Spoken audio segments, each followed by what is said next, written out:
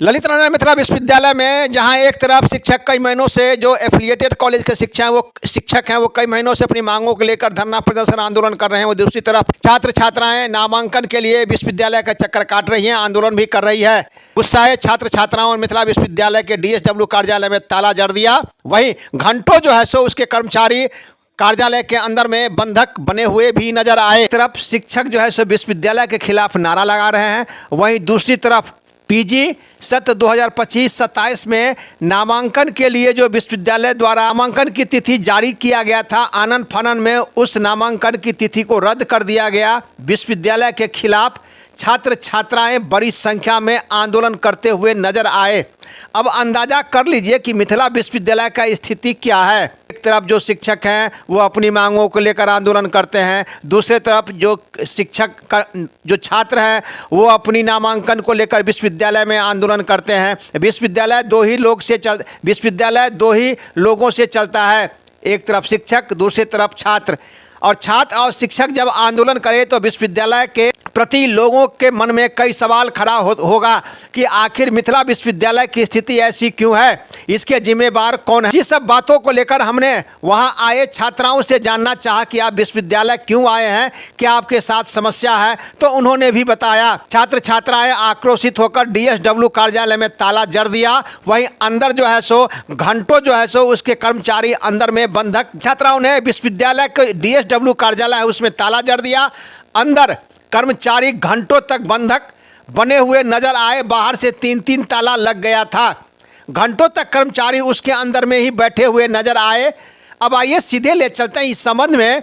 वहां आए एक अभिभावक से जब हमने पूछा कि आप यहाँ क्यों आए हैं, क्या आपके साथ समस्या है, तो उन्होंने भी अपना दर्द मीडिया के सामने बयां किया। उन्होंने तो यहाँ तक कह दिया कि मिथिला विश्वविद्यालय में इतिहास में पहली बार ऐसी स्थिति पैदा हुई है, छात्रों के लिए जो है सो नामांकन की तिथि जारी किया गया, आनन फानन में उस तिथि को रद्द कर दिया गया। अब देखना यह है कि इसके पीछे का कारण क्या है। वही सीधे ले चलते इस संबंध में मिथिला विश्वविद्यालय पहुंचे छात्रों ने मीडिया के साथ बात करते हुए क्या कहा। वही जो मिथिला विश्वविद्यालय के पदाधिकारी हैं डॉक्टर कामेश्वर पासवान, उनसे भी हमने जानना चाहा तो उन्होंने भी मीडिया के साथ बात करते हुए दी जानकारी। वही इस संबंध में जब हमने जानना चाहा तो वहां आई छात्रा ने मीडिया के साथ बात करते हुए क्या कहा वो भी आप सुने। वहीं आए अभिभावक से जब हमने पूछा तो लेटर मिला, उसको लेके हमने पूरे परिवार पूरे समाज में कह दिया कि हमारा PG में नामांकन हो गया।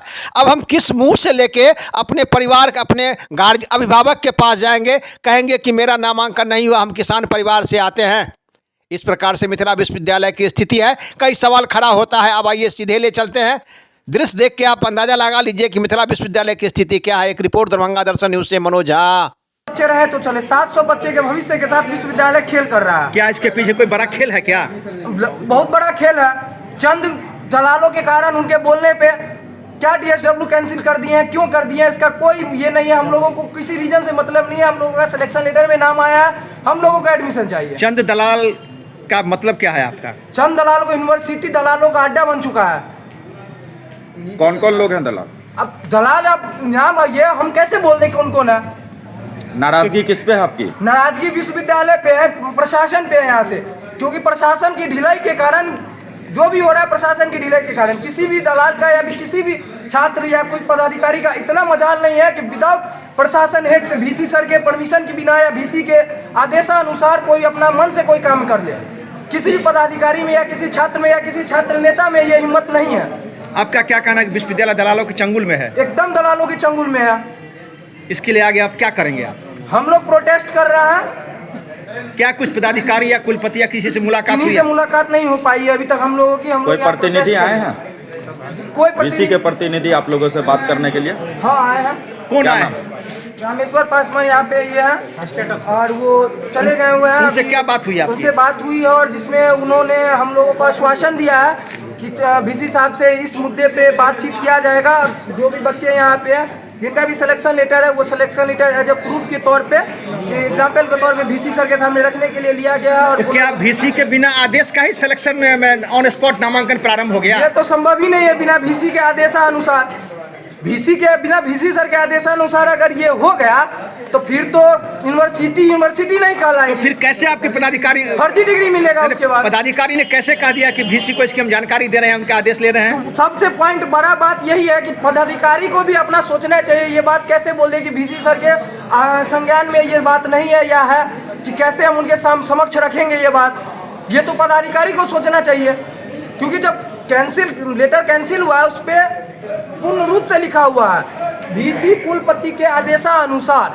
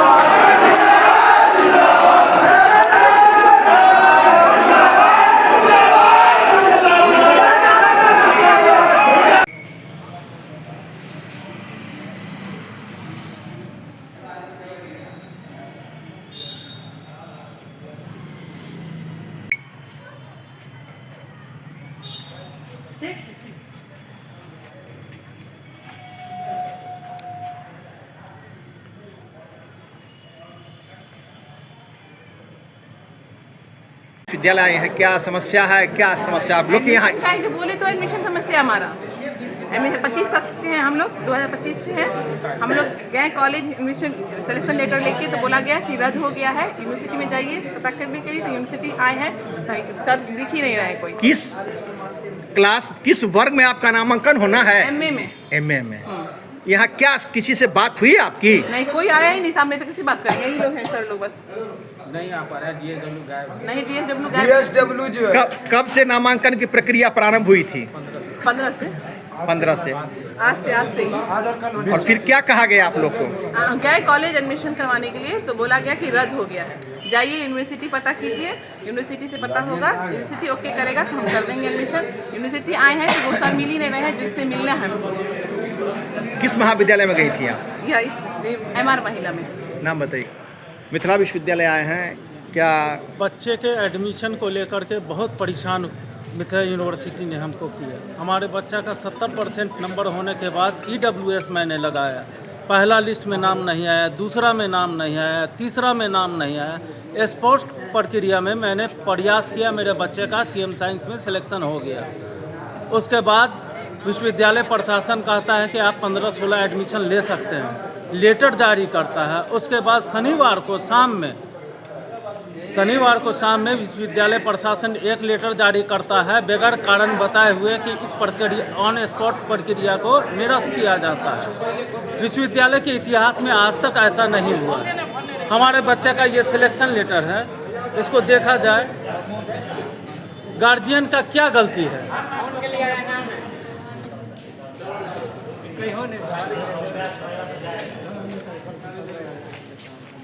हमारे बच्चा का सिलेक्शन हो गया, लेटर जारी हो गया। अब प्रशासन दोबारा जो है लेटर जारी करके कहता है कि स्पोर्ट्स प्रक्रिया को निरस्त किया जाता है। विश्वविद्यालय के इतिहास में आज तक नहीं हुआ।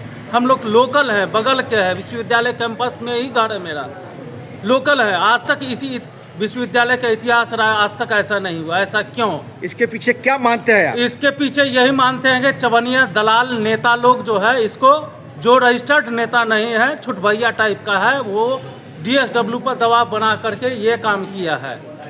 उसका दलाली में ये सब प्रक्रिया दलाल के चंगुल में है विश्वविद्यालय प्रशासन। विश्वविद्यालय प्रशासन का जो कार्य क्षमता है वो एकदम छिन्न हो चुका है।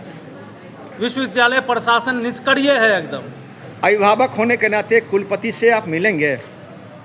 कुलपति तो मिलने ही नहीं देते हैं किसी को। कुलपति जो अपने आवास से अपना कार्यालय चला रहे हैं। कुलपति मिले, उनका आभार व्यक्त करें, पैर पकड़ें, हुजूर हमारे बच्चा का एडमिशन इतना % है, हमारे बच्चा का एडमिशन कर दीजिए। लेकिन कुलपति महोदय मिले तो DSW कार्यालय में ताला मार करके आए हम लोग। DSW नहीं है, भागे हुए हैं। हम लोग का क्या अपराध है? गरीब का बच्चा नहीं पढ़े। क्या अपने बच्चों का भविष्य आपको अंधकारमय लगता है? बिल्कुल, विश्वविद्यालय प्रशासन के रवैया के कारण मेरा बच्चा का भविष्य अंधकार में है। वो नहीं चाहती है कि गरीब का बच्चा हायर एजुकेशन में जाए। गरीब का बच्चा गरीब ही रहे, और जिसका दाहिने बाएं सेटिंग है उसका बच्चा जो है हायर एजुकेशन में चला जाए। किस विभाग में आपके कुलपति बच्चे का नामांकन होना था? जूलॉजी में। EWS लगाने के बाद मेरा बच्चा का 70% में भी तीसरा नंबर नहीं था। क्यों नहीं था? % हमारे बच्चा का कम नहीं है। क्या नाम है आपका? मेरा नाम है सन राणा, घर कटलवाड़ी। विद्यालय है, ये छात्र आंदोलन कर रहे हैं, आप भी छात्र हैं, यहाँ क्या काम लेके आए थे? सर मतलब मेरा 25-27 का PG का फॉर्म भरे थे। पिछली बार भी भरे सर, मेरा 72% नंबर है। मैथमेटिक्स मेरा ऑनर्स था। इसके बाद PG में MSc के लिए हम फॉर्म भरे। फर्स्ट लिस्ट आया नहीं हुआ, सेकंड लिस्ट आया नहीं हुआ, थर्ड लिस्ट के बाद भी नहीं हुआ। फिर उसके बाद स्पॉट एडमिशन का नियम था, जो आप पहले आएगा पहले आओ पहले पाओ। उसमें सर 11 तारीख को 11:30 बजे वेबसाइट खुला। हम खुद से सर अप्लाई किए। फिर उसके बाद ज्वाइनिंग लेटर आया विश्वविद्यालय के तहत, और उसके बाद सर हम घर में भी सबको बता दिए, पूरा मतलब गांव से भी बता दिए कि मेरा PG में एडमिशन हो गया है, MSc में। उसके बाद हम रद्द वाला हमको नहीं पता था कि रद्द हो गया। हम एडमिशन का आज डेट था, एडमिशन करवाने के लिए CM साइंस कॉलेज गए। वहाँ जाने के बाद हमें दिखाया जा रहा है कि वो वाला जो ज्वाइनिंग लेटर जो आया था इसका वो बंद हो गया, रद्द कर दिया गया। और उसके बाद इसका कंप्लेन आपको जाके जो इसमें करना होगा, मिथिला यूनिवर्सिटी में। और यहाँ आने के बाद भी जो सर जो इनके इंचार्ज है सब गायब बने। इतना सर मतलब सब पूरा खुलेआम धांधली चल रहा है। क्या आपका भविष्य आपको कैसा लग रहा है? पूरा अंधकार में सर। पिछले साल मेरा मतलब पिछले साल भी हम PG में करवाए थे, वो साल मेरा पूरा बर्बाद चला गया। ये साल अगर सर नहीं हुआ एडमिशन तो सर हम क्या करेंगे? 2 साल में MSc कंप्लीट होना चाहिए, 2 साल मेरा बर्बाद हो जाएगा। कहाँ से आए हैं? नहीं हुआ सर, हम मधुबनी जिला से हैं। क्या नाम है आपका? मोहम्मद सारिक अकबर। सर गांव के आदमी है सर, किसान के बच्चे हैं, और खेती करके बारिश से करते सर। मेरा अब्बा पढ़ाते हैं, कैसे कैसे करके सर MSc में एडमिशन हुआ सर। ऐसा धांधली हो, घर जाने के सर क्या शक्ल दिखाएंगे घर पर जाएंगे। की समस्या को लेकर आप लोग लगातार प्रयास करते हैं। जिस प्रकार से छात्रों ने आरोप लगाया है कि विश्वविद्यालय दलालों के चंगुल में है, और VC को इसकी जानकारी भी नहीं है कि छात्रों का नामांकन रद्द कर दिया गया है, क्या लगता है आपको? देखिए, जानकारी छात्र और छात्राओं का PG नामांकन का जो समय सीमा 11 से 12 तक ऑनलाइन स्पॉट कर दिया गया था, जिसमें उन लोगों ने छात्राओं ने अपना ऑन स्पॉट अप्लाई किया, और उसके बाद 13 तारीख को डेट दिया गया था। अब अपना नामांकन के लिए सिलेक्शन लेटर निकाल लें। 13 को सिलेक्शन लेटर निकल गया है, जो बच्चे लोगों ने आपको दिखाया भी है। उन लोगों का सिलेक्शन लेटर निकालने का ये मतलब होता है, इट्स मीन आप अलॉटेड हो गए जिस कॉलेज में आपका नामांकन होना है। जब लेटर निकल चुका है, तब आप जो है नामांकन को रद्द करने का आनन फानन में ये करना कहीं से उचित नहीं है। मुझे लगता है बिहार में ये पहला विश्वविद्यालय है जो सिलेक्शन लेटर नामांकन की प्रक्रिया लगभग ख़त्म होने के समापन पे थी और उसको रद्द कर दिया गया है। ये छात्र छात्राओं के भविष्य के साथ खिलवाड़ है और कुछ नहीं है। और मैं DSW महोदय से कहना चाहता हूँ, अगर आपने ऑन स्पॉट किया, ऑनलाइन स्पॉट प्रक्रिया किया, जब आपने सिलेक्शन लेटर दे दिया तो नामांकन की तिथि 15-16 तारीख तक थी, उसको रद्द क्यों किया, किस वजह से किया, क्या कारण है? और ये कारण भी बताने से वो भागे फिर रहे हैं। वो कोई अपने ही जो बातें जो हम लोगों ने रखा उसको बताने से भी भाग रहे हैं। कुलपति महोदय से एक डेलीगेट आए हैं, रामेश्वर पासवान स्टेट ऑफिसर, उन्होंने हमें आश्वासन दिया है कि मैं वाइस चांसलर से आपकी बात कराता हूँ, और जो भी छात्र का सिलेक्शन लेटर निकला है उन छात्र छात्राओं का सिलेक्शन लेटर लेकर वो गए हैं। मेरी यही मांग है कि छात्र छात्राओं का जो नामांकन का सिलेक्शन लेटर निकाला है उसके भविष्य के साथ खिलवाड़ न हो, उन्हीं सभी छात्र छात्राओं का नामांकन हो, नामांकन सुनिश्चित हो। वहीं पीजी के छात्र जो है वो अपनी नामांकन को लेकर उनका कहना है कि हम लोग को नामांकन के लिए तिथि निकाला गया, ऑन स्पॉट नामांकन की बात हुई, हमें पत्र भी मिल गया, लेकिन 2 घंटे के बाद पुनः उसे कैंसिल कर दिया गया। हम लोग काफ़ी परेशान हैं, क्या कहना है आपको? मामला डीएसडब्ल्यू कार्यालय से जुड़ा हुआ है।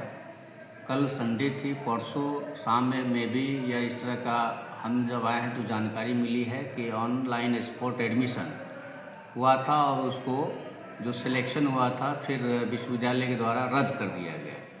माननीय कुलपति महोदय विश्वविद्यालय में आ चुके हैं, विश्वविद्यालय के कुछ काम से बाहर गए हुए थे। हम लोग उनको छात्र की जो समस्याएं अभी उभर के आई है उससे माननीय कुलपति महोदय को अवगत कराएंगे। इसी बीच जो छात्र यहाँ बैठे हुए हैं सिलेक्टेड अपने आप को बता रहे हैं कि ऑनलाइन स्पॉट एडमिशन में हमारा एडमिशन हो चुका था, जिसका ये हमारे पास प्रूफ है।